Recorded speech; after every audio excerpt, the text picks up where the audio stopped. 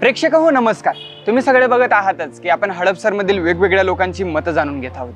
तर त्यात कोणी सर्वसाधारण माणूस आहे, कोणी तरुण आहे, तर कोणी तरुणी आहे आणि विशेष म्हणजे कोणी कलाकार आहेत. तर आपण आता एका सर्वसाधारण गृहिणी यांचं मत जाणून घेऊया. तर मॅडम, हडपसरमधील 5 वर्षाच्या विकास कामांबद्दल तुमचं मत काय?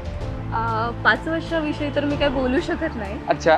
कसे मी 3 वर्षापासूनच इथे आली आहे. मूळ यवतमाळची. अच्छा. इथे माझं सासर आहे. हां.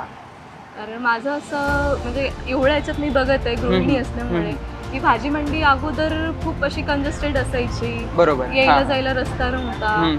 सगळे एका जागेवर स्टॉल लागलेले असायचे. आता ती जागा मोकळी झालेली आहे. बरोबर. परत कचरा पण इकडे तिकडे फेकलेला असायचा. पावसाळ्यामुळे पूर्ण पाणी साठलेलं असायचं इकडे तिकडे. बरोबर. त्यामुळे त्याचा वास सुद्धा खूप यायचा आणि आरोग्य पण पूर्ण घाण व्हायचं. बरोबर. त्यामुळे म्हणजे त्यावरती पण त्यांनी खूप विकास केलाय. बरोबर. याचा तुम्हाला वैयक्तिक काय फायदा झाला बरं? एखाद्या उदाहरणातून तुम्ही सांगू शकता?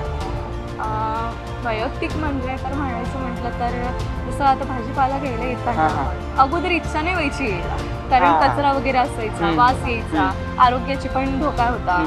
पण आता कसं यायला जायला पण मोकळं झालंय, येता जाता येतं, सगळं काही व्यवस्थित झालंय. बरोबर. मॅडम, एक अनुभवातून किंवा बघण्यातून असं दिसतं की मतदानाकडे लोक पाठ फिरवतात किंवा हॉलिडे समजून बाहेर फिरायला जातात.